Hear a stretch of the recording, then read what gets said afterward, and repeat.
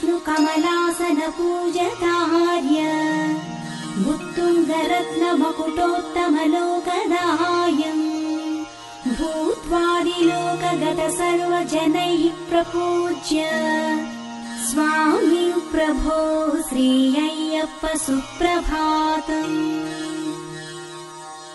ऋष्यादिसिद्ध गणपूजित पादपीठ रूकार मंत्र घटितैर्मनुविस्कुतार्य लक्ष्मी प्रधान निरताखिल लोकवन्द्य स्वामी प्रभो श्री अय्यप्प सुप्रभातम्।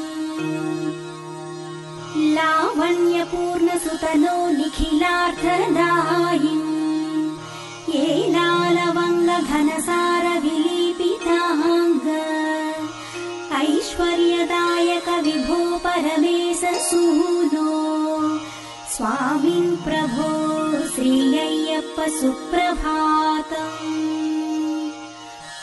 ओंकार रूप नट रक्षण बद्ध दीक्षा औन्नत्यदायक गणेश गुहादि सेव्या अंभोज बिल्व तुलसीदल पूज्यमाना स्वामी प्रभो श्री अय्यप्प सुप्रभातम्।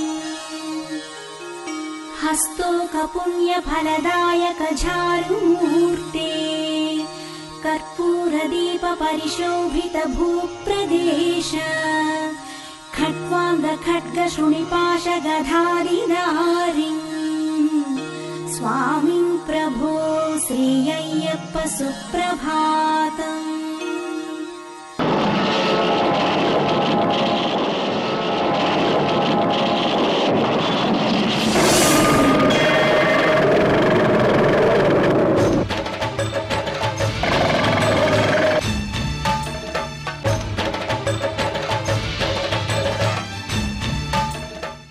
నృసింహ చరిత్ర వివిధ పురాణములలో వివిధ రకములుగా వర్ణించబట్టం జరిగింది.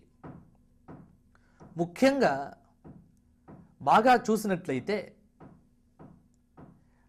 నరసింహ చరిత్ర భాగవతంలో సప్తమ స్కందంలో విశేషంగా మనకు దర్శనమిస్తూ ఉంది. సప్తమ స్కందం మొత్తం కూడా ప్రహ్లాద చరిత్ర అనే పేరుతో నరసింహుడి యొక్క ఆవిర్భావ కథనాన్ని వ్యాస భగవానుడు అనేకమైనటువంటి అధ్యాయములలో శ్లోకములలో వర్ణించడం జరిగింది. ఇక ఇదే చరిత్రను విష్ణు పురాణంలో మొట్టమొదలై చెప్పడం జరిగింది. విష్ణు పురాణం విష్ణువు యొక్క లీలా విలాస విన్యాస వైభవములను వర్ణించినటువంటి పురాణము. కాబట్టి ఇక్కడ శ్రీమద్ భాగవతంలో విష్ణు పురాణంలో ఈ రెండు పురాణముల యందు బాగా ఈ విశేషంగా చెప్పటం జరిగింది. చరిత్ర ప్రహ్లాదుడిది, అవతారం నారసింహుడిది. అందుకే మనం గత భాగంలో కూడా చెప్పుకొని ఉన్నాము. నరసింహ చరిత్ర చెప్పాలి అంటే, నరసింహ అవతారం రావాలి అంటే నరసింహుడి గురించి చెప్పడం కాదు, నరసింహ అవతారాన్ని ప్రస్తావన చేసుకోవాలంటే మొట్టమొదలు మనము ప్రహ్లాదుని గురించి చెప్పుకోవాలి. ప్రహ్లాదుడు లేకుండగా నరసింహుడు రాడు. ప్రహ్లాదుడు ఉంటేనే స్వామి వస్తాడు. అందరి భక్తులలో అగ్రస్థానాన్ని వహించినటువంటి వాడు మన ప్రహ్లాద కుమారుడు. ఇక్కడ భాగవత పురాణం ప్రకారం మనం చూచినట్లయితే నరసింహ చరిత్ర రావటానికి గల, నరసింహ అవతారం రావటానికి గల కారణాలను ఇక్కడ చూపిస్తూ, నరసింహ అవతారం ప్రధానంగా వచ్చింది అంటే అది కేవలం సంఘర్షణ. ఎవరికి సంఘర్షణ? భక్తుడికి, అలాగే అసురుడికి.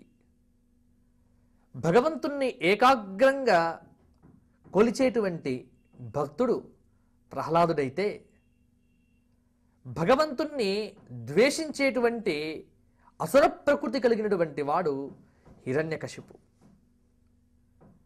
హిరణ్యం అంటే బంగారం, కశిపు అంటే వస్త్రం. బంగారు వస్త్రమును ధరించినటువంటి వాడు హిరణ్యకశిపు అన్నారు. బంగారు వస్త్రం ఏమిటి? బంగారు వస్త్రాలు కట్టుకుంటాడా? కాదు.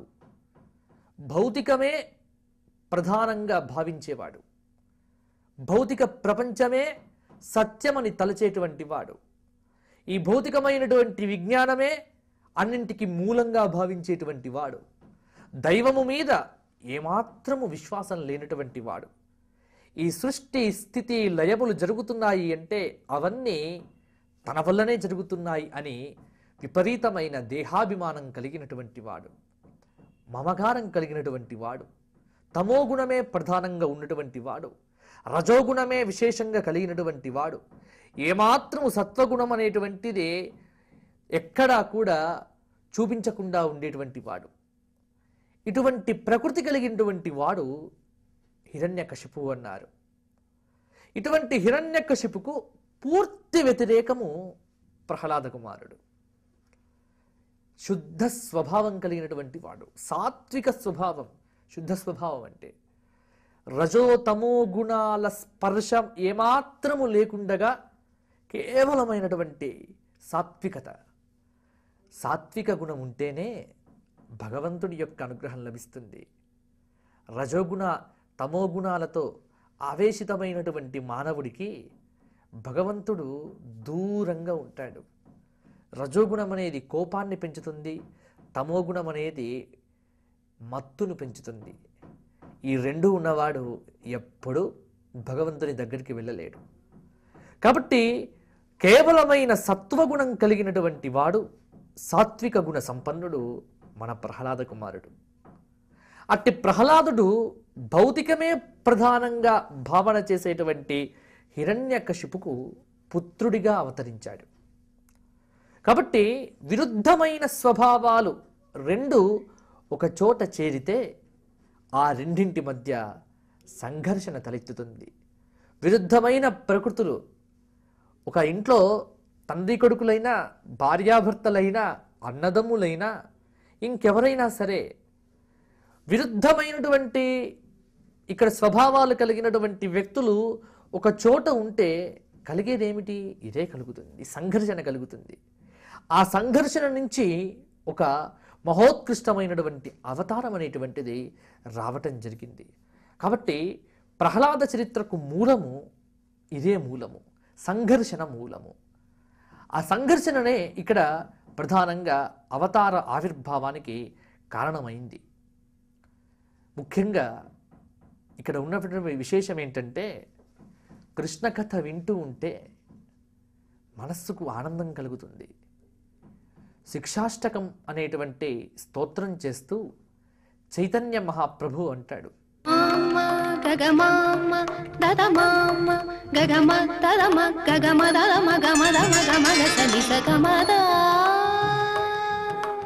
వాడల వాడల వెంట వాడేవో వాడేవో,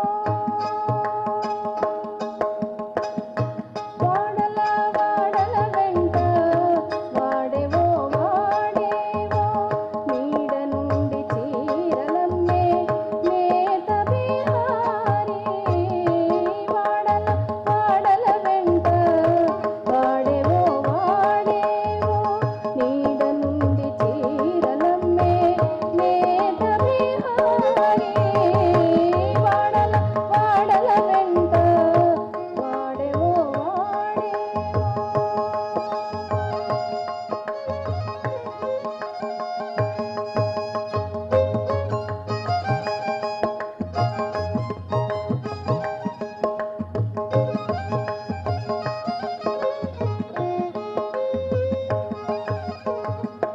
పంచభూతముల నేడి పలువన్నెల నూలు, చెంచలపు గంజి తోడ సరిసేసి.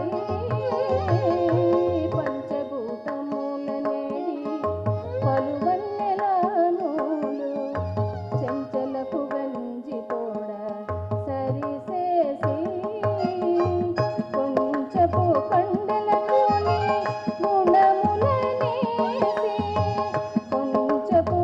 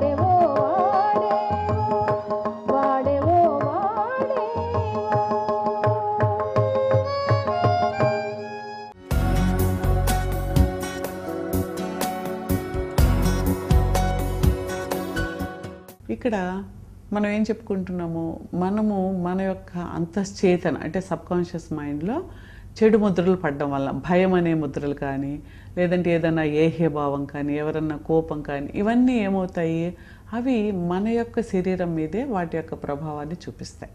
ఇవేంటి, అవి ఆలోచన లెవెల్లో ఉంటాయి. ఆలోచనలో ఉండే ఆ శక్తి తరంగాలుగా ఉండేవి, ఆ నెగిటివ్ ఎనర్జీస్ అన్నీ కూడా మన యొక్క శరీరాన్ని మీద దాని యొక్క ప్రభావం చూపించి మనకు ఏదో ఒక జబ్బుగా రావడం అనేది మనకు తెలుస్తుంది. కాబట్టి మనం ఏంటి, పాజిటివ్ థాట్లోకి మనం వెళ్తూ ఉంటాము. తర్వాత మనం ఏంటి, ఒక ట్రాన్స్మిటర్ లాంటి వాళ్ళం.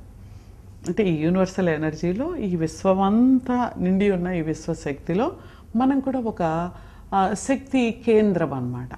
అంటే ఇలాగ ఇప్పుడు మనం ఈ రిలే ఇవి ఉంటాయి చూసారా, టవర్స్, అలాంటి టవర్ అనుకోండి. ఈ టవర్కి మనం ఏ శక్తి వచ్చి ఏదైతే తరంగాలు ఇస్తున్నామో అవే బయటకు వెళ్తూ ఉంటాయి. దానికి సంబంధించిందే అది అట్రాక్ట్ చేస్తుంటాయి. ఇప్పుడు సపోజ్ ఈ ఇన్ని కిలో హార్ట్స్ ఏవో ఉంటాయి కదా, వాటి యొక్క ఆ తరంగాల వాటి యొక్క కెపాసిటీ ఉంటుంది, వాటి యొక్క దీర్ఘత, వాటి మీద ఆ దైర్ఘ్యము ఏదైతే ఉందో దాన్ని అట్రాక్ట్ చేస్తాయి. ఇప్పుడు నోకియా టవర్ ఉందనుకోండి, ఆ నోకియా సెల్కి సంబంధించినవి అది తీసుకుంటుంది. ఎయిర్టెల్ అనుకోండి, ఎయిర్టెల్దే తీసుకుంటుంది. అలాగే ఐడియా అయితే ఐడియా వాళ్ళదే తీసుకుంటుంది. అంటే అంతే కదా, వాళ్ళది ఇది తీసుకోదు. అంటే ఆ తరంగాలు తీసుకునే అక్కడ నుంచి వచ్చే కమ్యూనికేషన్ తీసుకుని ఎలా ట్రాన్స్మిట్ చేయాలనేది ఏ విధంగా అయితే ఈ టవర్స్ చేస్తాయో, మనం కూడా యూనివర్సల్కి మనం ఇచ్చే శక్తి మన యొక్క ఆలోచన శక్తి బట్టే వెళ్తుంది. అంటే ఏంటి, మనం ఎప్పుడూ నాకెప్పుడు ఇంతే, నాకేం జరగదు, చెడే జరుగుతుంది, ఏంటి ఎప్పుడూ సక్సెస్ కాలేదు, ఇప్పుడు మాత్రం అవుతామా, ఎప్పుడూ డబ్బు లేవు, ఎప్పుడు వస్తాయా అనేంటి, ఇవన్నీ మనలో ముద్రలుగా పడిపోయాయి. అంటే ఏంటి, ఆ ప్రపంచమంతా ఇలాగే ఉంది, చెడుగా ఉంది, ఇవన్నీ ఏంటి, మొత్తం మనం బయటికి వెళ్తున్నప్పుడు ఈ చెడుగా ఉంది అనే ఏ శక్తి అయితే ఉందో, చెడుగా ఉందని నువ్వు అంటూ ఉండడానికి కావాల్సిన పనులకు కావాల్సిన శక్తి నీకు వస్తుంది. అంటే లైక్ అట్రాక్ట్స్ లైక్, మనము ఏదైతే పంపిస్తూ ఉన్నామో అదే మనం రిసీవ్ చేసుకుంటాం.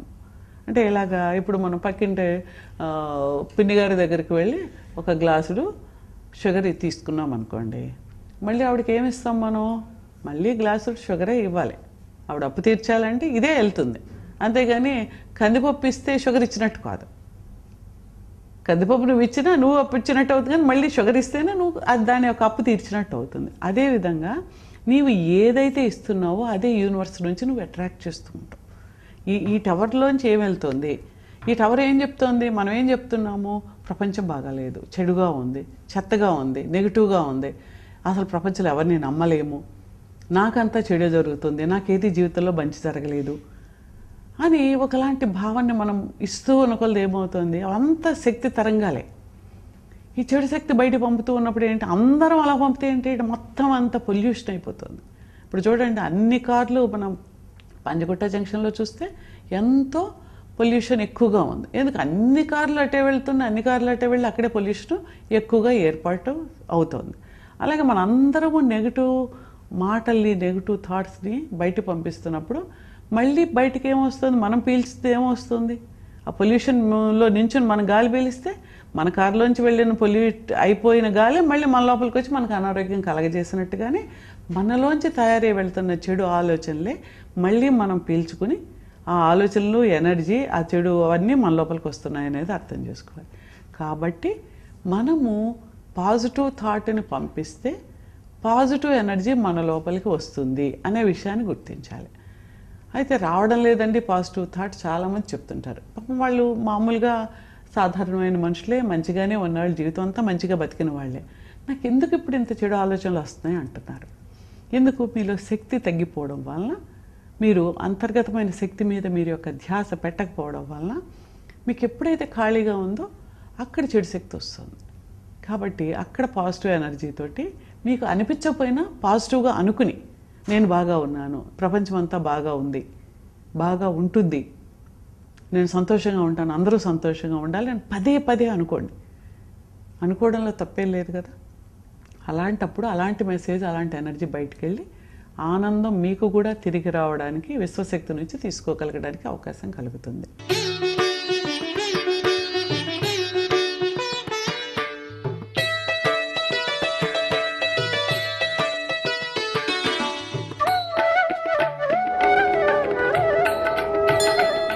కలియుగ జగన్నివాస లీలా మానుషవేష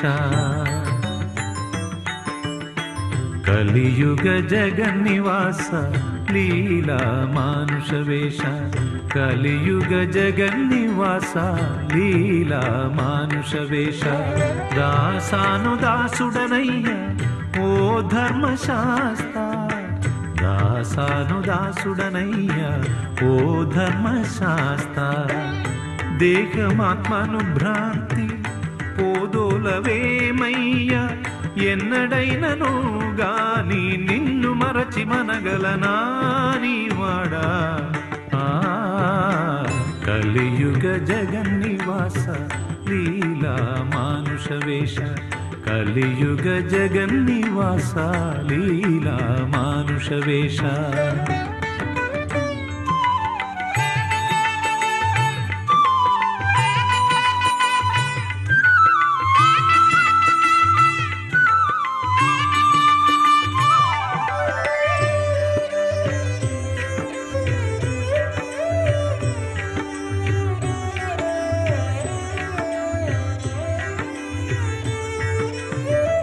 పంచభూత పంజరంలో బంధితమై దారి లేక ఉంది నా జీవాత్మ నిన్ను చేర ఉత్సుకతో పరమాత్మ సన్నిధానం కోరుతోంది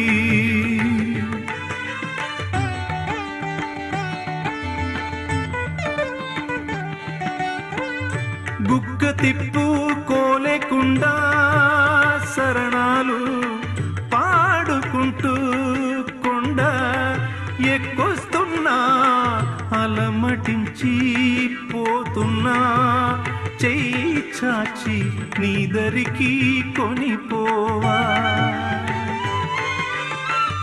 దేహమాత్మను భ్రాంతి పోదోలవేమయ్యా ఎన్నడైనను గాని నిన్ను మరచి మనగలనా నీవాడా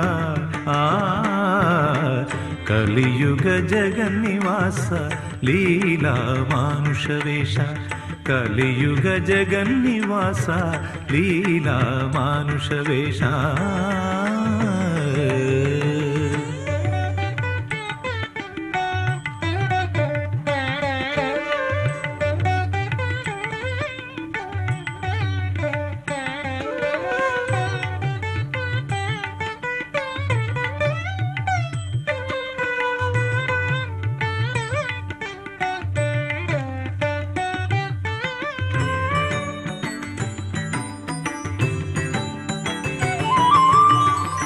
అష్టాదశ సోపానాలే నిచ్చనగా భూమి నుంచి దివికెక్కించే పటు సాధనలు 18 గుణములను స్వాధీనం చేసుకుని నిన్ను కాంచి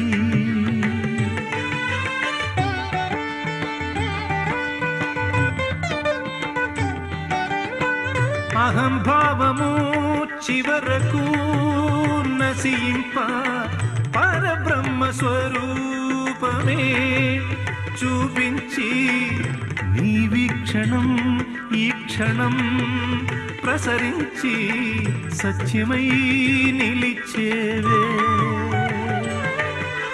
కామం క్రోధం లోభం మోహం మదం మాత్సర్యమారు భువిని నిప్పు గాలి నింగి పంచభూతములు 5 తమోర జోగుణం సత్వం విద్య అవిద్య ఇవియు 5 ధర్మము సత్యము సోపానాలు 18